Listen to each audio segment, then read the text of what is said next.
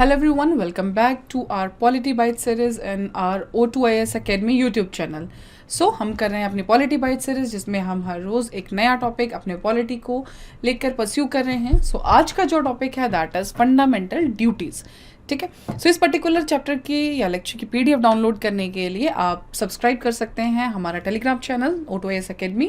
Plus आप download कर सकते हैं हमारी ऐप O2IS Academy ऐप, जिसमें इसको पर्टिकुलर चैप्टर्स के लेके लेक्चर्स को लेके जितना भी हम पॉलिटी बाइट सीरीज में कर रहे हैं इसका आपको फ्री PDF मिलेगा. प्लस आपको बाकी सब्जेक्ट जनरल स्टडीज़ के सब्जेक्ट्स को लेके या आपके बाकी जो आपके प्रिपरेशन में जो आपके सब्जेक्ट्स हैं उनको लेके फ्री स्टडी मटेरियल अवेलेबल है. डू डाउनलोड योर ऐप जिसके आप PDFs डाउनलोड कर सकते हैं, वीडियोज़ आप परस्यू कर सकते हैं. Let's start with today's chapter that is fundamental duties. अब इसकी ज़रूरत क्यों पड़ी? Because this is not something which जो पहले से इसमें इंक्लूड था. ये इंक्लूड की थी 42 कॉन्स्टिट्यूशनल अमेंडमेंट 1976 में. हुआ क्या था कि इंदिरा गांधी जी ने जो हमारी इमरजेंसी लगाई थी दैट वाज ऑन 25 जून 1975.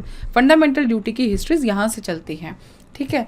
तो इसमें हमारी इंटरनल इमरजेंसी लगी थी जिस टाइम पे हमारे फंडामेंटल राइट्स को वायलेट किया गया था. तो जब फंडामेंटल राइट्स वायलेट हुए थोड़े टाइम बाद हमारे जो सिटीजन थे लोगों ने अपने फंडामेंटल राइट्स वापस मांगना शुरू कर दिया. ठीक है. तो जब फंडामेंटल राइट्स को वापस मांगा गया तो उस टाइम पे ये डिसाइड, एक कमेटी है, ठीक है, एक कमेटी बनाई गई. कमेटी का नाम है स्वर्ण सिंह कमेटी. जिस कमेटी में ये डिसाइड किया कि ठीक है, अगर आपको राइट्स चाहिए तो आपको उसके साथ कुछ ड्यूटीज़ भी निभानी पड़ेंगी. तो क्या वो ड्यूटी एनफोर्सेबल है नहीं है, ये आपको एंड ऑफ द स्लाइड तक पहुंचते पहुंचते आपको बहुत अच्छे से क्लियर हो जाएगा कि इंदिरा गांधी जी ने अगर ये काम किया था, ड्यूटीज़ असाइन की गई थी, तो कुछ तो सोचा होगा. Something was planned according that. ठीक है. ये इसकी हिस्ट्री थी कि इमरजेंसी के टाइम पे जब फंडामेंटल राइट्स वायलेट किए गए तो उस टाइम पे उनको बोला गया, जब लोगों ने अपने हक वापस मांगना शुरू किया तो उनको उसके साथ दी गई सम ड्यूटीज़. तो जो ये इंक्लूड किया गया था that was under 42nd constitutional amendment act that is इन 1976. ठीक है. अब ये जो कंसेप्ट है ये हमें आया हुआ है कॉन्स्टिट्यूशन ऑफ रशिया से. जब हमने बात की थी सोर्सेज ऑफ द कॉन्स्टिट्यूशन तो हमने एक बात कहते हैं कि रशिया को हम देखते हैं फ्रेंडली रिलेशन में, और जब फ्रेंडली बात आती है दोस्ती की तो दोस्ती में कुछ ड्यूटीज़ होती हैं, हम प्लान बनाते हैं और उसमें हम जस्टिस करते हैं. तो duties was fundamental duties, plan was a 5-year plan concept, and when it comes to the justice तो जस्टिस मतलब वो कंसेप्ट भी हमने रशिया से लिया था. ठीक है. नेक्स्ट इज ये है हमारा पार्ट 4A. ठीक है. जब भी कुछ नई अमेंडमेंट आएगी, कुछ चीज़ नई ऐड होगी तो वो अपने साथ एक आर्टिकल लेके आएगा, एक अल्फ़ाबेट लेके आएगा. This was part 4A. 4 was DPSP and 4A was are these fundamental duties and add किया गया. अभी हमने देखा 42nd कॉन्स्टिट्यूशनल अमेंडमेंट एक्ट 1976 और कमेटी का नाम था स्वर्ण सिंह कमेटी. तो इस पर्टिकुलर स्लाइड में आपके पास बहुत से क्वेश्चन बनेंगे, अभी मैं आपको बताती हूँ. ओरिजिनली जब हमने ऐड किया था देयर वर 10 जब हमने 42 कॉन्स्टिट्यूशनल अमेंडमेंट से की थी, लेकिन आज के टाइम पे अगर हम देखेंगे इट इज़ 11 जो हमारी हुई थी 86 कॉन्स्टिट्यूशन में 2002 के बाद से. इस पर्टिकुलर स्लाइड्स में बहुत से डायरेक्ट फैक्चुअल क्वेश्चंस हैं जो आपके पेपर में आ सकते हैं. 1 is 144A, second is this amendment, ठीक है, third is this Swaran Singh committee, and fourth is this article 51A, and पांचवी is this. These are the 5 pointers जो आपके पेपर में आपको as an option as an questions दिख सकते हैं. एक स्लाइड में 5 questions 5 facts. Now next is ये था क्या बेसिकली, इसके लिए जो टर्म यूज़ की गई थी that is reminder to the citizens कि आप अपने हक के लिए तो बोल रहे हैं लेकिन आपके पास कुछ ड्यूटीज़ भी हैं, आपके भी कुछ फ़र्ज हैं. ठीक है. Next is for every right there is a corresponding duty. Duty is an ineligible part of the right. There are 2. इसको बेसिकली इसको हम बाद में देखेंगे, ये आप PDF जब आप डाउनलोड करेंगे तब भी पढ़ सकते हैं, लेकिन बेसिकली इसके पीछे जो कंसेप्ट था वो यही था कि ड्यूटी और अधिकार जो आपने अपने राइट मांगे और जो आपके फ़र्ज हैं वो एक ही सिक्के के 2 पहलू हैं. अगर आपको कुछ हक चाहिए तो उसके लिए आपको कुछ फ़र्ज भी निभाने चाहिए. आपकी भी कुछ ड्यूटीज़ है अपने देश के लिए, आप अपने हक के लिए डिमांड करें, आप अपने हक के लिए लड़ रहे हैं, लेकिन क्या आप अपने देश के प्रति भी कुछ कर रहे हैं. This was the concept behind it. ठीक है. तो ये आपस में कोरिलेटिव है, इनको आप अलग नहीं कर सकते. This was the concept which was behind the fundamental duties जिसको आपने इंस्क्राइब किया था. बेसिकली जो टर्म यूज़ की थी that was reminder to the citizens. ठीक है. की सिटीजन्स को ये चीज़ याद कराने के लिए इसको कॉन्स्टिट्यूशन में इंपॉर्टेंस दिया गया. आर्टिकल 51A को इंक्लूड किया गया. Okay. Like the directive principles the duties are also non justiciable in nature. लेकिन हमने DPSP में भी एक चीज़ पढ़ा था कि when it comes to the DPSP कुछ चीज़ों को अप्लाई करने के लिए पार्लियामेंट लॉ बना सकती है. ठीक है.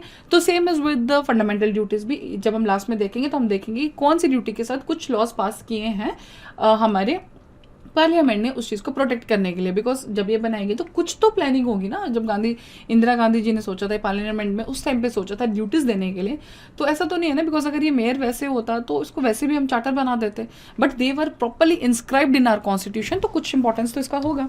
ओके, सो पहले हम देखेंगे हमारे पास ओरिजिनली जो 10 फंडामेंटल ड्यूटीज़ थी, हम उनको देखिए। अभी 3 topics, fundamental right, DPSP and fundamental duties, इनके जो प्रोविजंस हैं, इनके अंदर जो जो चीज़ें इंक्लूड हैं, ये आपको बहुत अच्छे से क्लियर होने चाहिए। रीजन बीइंग, कौन से प्रोविजन का आप मिसमैच करके किसी और में आंसर ना टिक करके आ जाएं। मान लीजिए अगर हम बात करते हैं सिर्फ और सब एजुकेशन के लिए, चिल्ड्रंस के लिए, तो किसमें 6 to 14 इंक्लूड है, किसमें 0 to 6 एज इंक्लूड है, तो ये डिफरेंस आपको पता होना चाहिए। किसमें मैटरनिटी रिलीफ का कंसेप्ट इंक्लूड है, किसमें प्रोटेक्शन के लिए इंक्लूड है, वो जो टर्मिनोलॉजी है ये आपको बहुत अच्छे से क्लियर होनी चाहिए, बिकॉज नहीं तो आपका ये आता जाता बहुत सिंपल टॉपिक्स हैं, but because fundamental right is bit थोड़ा सा भी टफ, लेकिन फंडामेंटल ड्यूटीज डीपीएसपी या फंडामेंटल राइट्स के भी प्रोविजंस आपको बहुत अच्छे से टर्म टू टर्म याद होने चाहिए। So the first duty is to abide by the constitution and respect its ideals and the institutions, the national flag and the national anthem, जो हमारे देश के मेन ऑनरी चीज़ें हैं, आप उनके रेस्पेक्ट करेंगे, ठीक है। Plus to cherish and follow the noble ideals that inspire the national struggle for freedom, जिन्होंने फ्रीडम में हेल्प की, चाहे वो हमारे लीडर्स हैं, उनके लिए आपको एक रिस्पेक्ट आपको उनके लिए रखना होगा। Then to uphold the protect the sovereignty, unity and the integrity of the India. अब इसमें एक चीज़ ध्यान रखिएगा कि जब बात आएगी तो ये चीज़ है कि ये चीज़ किस में मेंशन है, this is mention in our fundamental duties. ये छोटी छोटी मैं आपको बार बार बोल रही, अभी 10 ड्यूटीज़ खत्म हो जाएगी, लेकिन इसमें जो सबसे इंपॉर्टेंट है वो है टर्मिनोलॉजी, कि कौन सा प्रोविजन, बिकॉज हम डीपीएसपी कर चुके हैं, फंडामेंटल राइट्स कर चुके हैं, अब हमको देखना है कि फंडामेंटल ड्यूटीज़ की जो एक बार आप ध्यान रखिए, जब भी आप इन तीनों टॉपिक्स को एक बार आप कंप्लीट कर लेंगे, उसके बाद तीनों को प्रॉपरली आर्टिकल वाइज आप एक बार रिवाइज करेंगे, हाँ ये वाला प्रोविजन इसमें इंक्लूडेड है, इंटरनेशनल पीस डीपीएसपी में इंक्लूडेड है, लेकिन नॉर्मल पीस जो हम बात करेंगे अपने देश के लिए वो ड्यूटीज़ में इंक्लूड है। फंडामेंटल राइट क्या बोलता है, ये सब प्रोविजन आपको पता होना चाहिए। Next is to defend the country and render national service when called upon to do so. मान लीजिए आपको ये तो आपको पता है कि पार्लियामेंट आपको ज़बरदस्ती नहीं कर सकती किसी चीज़ के लिए, लेकिन हमने उसमें भी पढ़ा था कि जब हमारे देश को ज़रूरत है तो आपको पार्लियामेंट आपका फर्ज बनता है कि आप अपने देश के लिए काम करें। Next is to promote harmony and the spirit of common brotherhood से हम याद करते हैं फ्रेटर्निटी, हमारा मेन कंसेप्ट है, amongst all the people of India, transcending religious, linguistic और रिलीजन और sectional diversities, to renounce practices derogatory to the dignity of womens. 2 concept हैं। Okay, so this is something which related कि आपको भाईचारा निभाना है।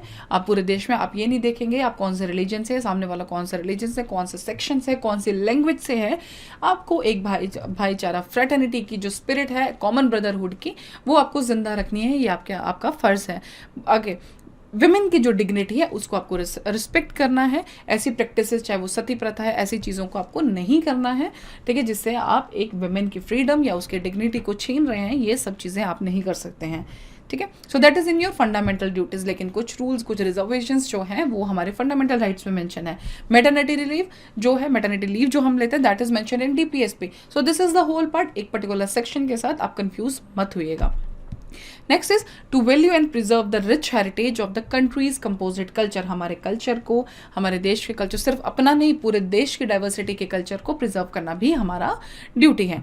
To protect and improve the natural environment including forest, lakes, rivers and wildlife and to have compassion for the living creatures. अब इसमें भी आप अगर डीपीएसपी उठाएंगे तो उसमें भी एनवायरमेंट के लिए मेंशन है, फॉरेस्ट फायर्स एंड ऑल, तो आपको इसमें डिफरेंस देखना है कि क्या चीज़ इसको डिफरेंट करती है। Next is to develop the scientific temper, humanism and the spirit of inquiry and the reform. मान लीजिए कोई चीज़ जो पहले थी, अब आपको साइंटिफिक टेम्पर उसमें लाना है। कुछ जो चीज़ें पहले की जाती थी, मान लीजिए कोई फार्मिंग का तरीका है या कुछ भी है, मैं आपको पहले भी बोलती हूँ, तो अगर उसमें कोई साइंटिफिक ऐसी कोई रिसर्च हुई है, तो अगर आप उसमें कोई टेम्पर लाना चाहते हैं, अगर आप खुद उस चीज़ के लिए चलना चाहते हैं, तो आप इस चीज़ को स्पिरिट में आप डाल सकते हैं। To safeguard public property and to absorb violence, ऐसा नहीं है कि आप अपनी घर की प्रॉपर्टी बचाएं, घर की टेबल कुर्सियाँ बचा के रखें, लेकिन बाहर पब्लिक की जो प्रॉपर्टी आप उसको तोड़ें नहीं। पब्लिक ये जो आप ट्रेन चला देते हैं, इनके लिए भी आपके ऊपर एक्ट्स पार्लियामेंट ने पास किए, जो भी हम आगे देखेंगे, but the thing is public property को प्रिजर्व करना भी आपकी ड्यूटी है। Next is to strive towards excellence in all spheres of the individual and collective activity so that the nation constantly rises to the higher levels of endeavor and achievement. अपने देश के एक achievement के लिए, अपने देश को आप एक अलग लेवल पे, एक हाई लेवल पे लेके जाने के लिए आपके जो फ़र्ज़ हैं एक एक्सीलेंस में, इंटेलेक्ट में, इन सब चीज़ों में उनको आप उस चीज़ में आप लेके जाएं, इस पर्टिकुलर चीज़ में भी आपका फ़र्ज़ बनता है।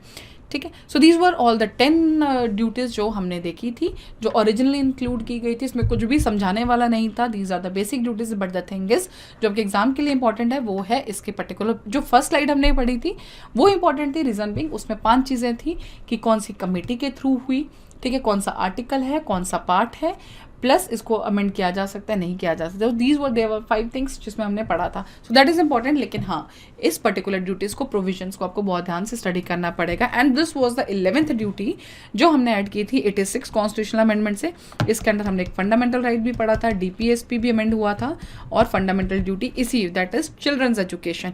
तो फंडामेंटल राइट और डीपीएसपी में हमने पढ़ा था 7614, लेकिन अर्ली चाइल्डहुड केयर जो है, सॉरी, अर्ली चाइल्डहुड केयर हमने डाल दी थी डीपीएसपी में, लेकिन फंडामेंटल ड्यूटीज और फंडामेंटल राइट्स ने जो देखा था that is to provide opportunities for the education of his child और ward between the age of 6 and 14 years. ये ऐड हुआ था इस 11th ड्यूटी जो ऐड हुई थी, दैट इज 86 कॉन्स्टिट्यूशनल अमेंडमेंट से। Now next is can we amend the fundamental duties? Yes, किसके पास पावर होगी? इट फंडामेंटल, जब भी हम बात करते हैं, जब फंडामेंटल की बात आई थी तो राइट्स फंडामेंटल्स हैं एंड उसके साथ ड्यूटीज़ हैं। तो राइट्स की जब बात है दैट इज विद पार्लियामेंट, तो same as with duties. Duties के पास पावर किसके पास है? That is with parliament. अगर इसको अमेंड नहीं किया जा सकता तो 11th ड्यूटी भी ऐड नहीं होती, 86 कॉन्स्टिट्यूशनल अमेंडमेंट एक्ट भी नहीं होता। So this is only the thing, parliament के पास पावर है। सो बात है कि are they just a reminder? मैंने आपको पहले भी बोला, स्लाइड को पढ़ने से पहले मैं आपको एक चीज़ बताती हूँ। मैं आपको स्टार्टिंग से बोल रही थी, अगर कोई चीज़ इंक्लूड की है तो उसके पीछे कुछ ना कुछ प्लानिंग ज़रूर होती है। तो क्या वो प्लानिंग क्या थी? क्या वो नॉर्मल रिमाइंडर ही था वो सिटीजन्स के लिए कि नहीं आपको ये करना है? तो सिटीजन्स करेंगे, नहीं करेंगे तो कंट्रोल किसने किया? तो इस पर्टिकुलर चीज़ में कॉन्स्टिट्यूशन, अगर इसके लिए अगर ये सिर्फ रिमाइंडर होता तो इससे तो फिर कॉन्स्टिट्यूशन का आपने डाटा ही बढ़ाया ना, जब इसके ऊपर कोई चेक और बैलेंस नहीं है। ठीक है, तो they are not just a reminder, because देखिए पहले हम ड्यूटी देखेंगे, to abide by the constitution respect ideal. अगर इसको आप नहीं करेंगे तो क्या कोई कंट्रोल है? Yes, that is national honour act 1971। इसके अंदर आपको पनिशमेंट्स हैं। To uphold the protect the sovereignty, unity and integrity of India, तो आपको पता टाटा था पहले, अभी now it is POTA. Prevention of unlawful activities, national security act भी है। Prevention of terrorist activities act है। अगर आप कुछ भी ऐसे करते सोवरेनिटी जिससे आप इंडिया की हार्म करेंगे तो आपको इस पर्टिकुलर एक्ट के अंदर पनिशमेंट मिलेगी। ठीक है, सो वो पनिशमेंट्स इंस्क्राइब्ड है। तो ऐसा नहीं है कि वो ड्यूटी सिर्फ आपको रिमाइंडर ही, अगर वो चीज़ आप नहीं करेंगे और आप उसको ठीक है अच्छा लिख दिया, अब हम नहीं इसको फॉलो करेंगे, अगर ऐसा कुछ होगा तो नहीं, दे आर नॉर्मल कुछ चीज़ें हैं जो मेंशन है इसमें, कुछ एक्ट्स हैं। इसमें सिर्फ मैंने आपको 3 एग्जांपल्स दिए हैं, but plus there are more acts जो पर्टिकुलर ड्यूटीज़ के साथ असाइंड है। अगर आप उस ड्यूटी को नहीं करेंगे, एंड आप एक चीज़ स्टडी करना, ऑल्टरनेट जो ड्यूटीज़ है ना, टॉप जो फर्स्ट 10 में alternate, first, third, fifth, 7th, 9th, इन ऑल्टरनेट ड्यूटीज़ में कोई ना कोई एक्ट असाइंड है। ठीक है, सो दैट ये आपके लिए थोड़ा सा होमवर्क भी है कि आप देखिए, पहली जो हमने पढ़ी थी वो ये थी, उसके नेक्स्ट जो फर्स्ट, थर्ड, फिफ्थ, 7th है उनके साथ आप देखिएगा कि पर्टिकुलर ना कोई एक्ट ज़रूर है जो उस फंडामेंटल ड्यूटी को ना करने से, वायलेट करने से आपको पनिशमेंट दी जा सकती है। Next is to protect and improve the natural environment including forest, lakes, rivers, wild life. तो environment protection act, prevention of cruelty to animals act, ये सब एक्ट्स हैं जो इन पर्टिकुलर ड्यूटीज़ के साथ असाइंड हैं। डीपीएसपीज के साथ भी हैं, इनके साथ भी हैं। सो एनफोर्सेबल वैसे तो नहीं, आप उन्हें उठा के नहीं जा सकते कि इसकी ये ड्यूटी थी इसने नहीं की सो इसको सजा दी जाए, नहीं। बट कोई वायलेट किया तो there are some specifications, and आप देखना ऑल्टरनेट ड्यूटीज़ के साथ कोई ना कोई एक्ट ज़रूर है। सो नेक्स्ट इज एक और कमेटी आप जो ध्यान रखेंगे, स्वर्ण सिंह कमेटी तो आपको याद है। Next is justice Verma committee. इन्होंने न्यू प्रपोजल्स दिए हैं कि टैक्स, हेल्प और वोट, इनको भी कि हर किसी को टैक्स देना चाहिए, हेल्प करना चाहिए, राइट टू वोट, इन सबको आप फंडामेंटल ड्यूटीज़ में डालिए और एक्ट डालिए। तो ये प्रपोजल्स हैं, बट अभी तक ये अमेंडमेंट्स नहीं आई हैं, इसमें इंक्लूडेड नहीं है। बट दिस इज जस्ट कि justice Verma committee is also related to the fundamental duties. So same as जैसे हम करते हैं हर एक टॉपिक के साथ question. So next we will see the questions, that is which of the following recommendations of the Swaran Singh committee 1976 related to fundamental duties were not accepted for incorporations in the Indian constitution. तो पहली है, the parliament में provide for the imposition of penalty और punishment for any non compliance with और refusal to observe any of the duties. Next is no law imposing a penalty or punishment for non-compliance with the duties shall be called in question in any court. तो ये वाला चीज़ तो आपको पता है कि है ही नहीं। on the ground of infringement of any fundamental right. Next is duty to pay taxes should also be a fundamental duty. तो third is also not in this. ठीक है, तो नेक्स्ट करेक्ट आंसर आपको इसमें से निकालना है. So the correct answer will B answer D. Okay, जब आप PDF डाउनलोड करेंगे तो आप एक बार इसकी स्टेटमेंट फिर पढ़ लीजिएगा. ठीक है, इसने बोला था कि नॉट इंक्लूडेड है, तो तीनों की तीनों ही हमारे ड्यूटीज़ में इंक्लूड नहीं है. Reason being imposition of the penalty defined नहीं है because they are not enforceable justifiable. ठीक है, no law imposing a punishment on compliance of the duty shall be question in any court, कि आप court में question कर सकते हैं ऐसे भी बिकॉज दे ये है they are not justiciable, they are not enforceable. ठीक है, ड्यूटी टू पे टैक्सेस अभी इसकी बात उठी है बट इसको अभी तक इंक्लूड नहीं किया गया है. ठीक है, तो answer will be this. Next is consider the following statement with respect to the prevention of insult to the national honour act. ठीक है, तो इसका देखिए इस पर्टिकुलर एक्ट में ना आपको इसका ईयर याद होना चाहिए बिकॉज अगर आपको इसका ईयर याद नहीं होगा तो थोड़ा सा आपको प्रॉब्लम हो जाएगा. सी, it was enacted to the implement the fundamental duty under 51A clause A. It was enacted before the flag code of India. It prevents disrespect to the national flag, the national anthem and the constitution. Third point तो आपको पता है कि सही है. ठीक है, ना next is it was enacted before the flag code of India. अब इसमें बात है कि अगर आपको ये पता होना चाहिए कि ये पर्टिकुलर एक्ट कब आया, फंडामेंटल ड्यूटीज कब आई और तीसरा फ्लैग कोड ऑफ इंडिया कब आया. ठीक है, सो देखिए इसमें देखिए नेशनल ऑनर एक्ट जो आया था 1971 में आया था, फंडामेंटल ड्यूटीज आई 1976 में, फ्लैग कोड ऑफ इंडिया आया 2002 में. तो अब आप देखिए, अब आप इस क्वेश्चन को पढ़िए. तो ये जब आया था 1971 में, ठीक है, तो it was enacted to implement the fundamental duty under article, तो ऐसा तो नहीं हो सकता बिकॉज तब तक तो फंडामेंटल ड्यूटीज इंक्लूडेड थी ही नहीं.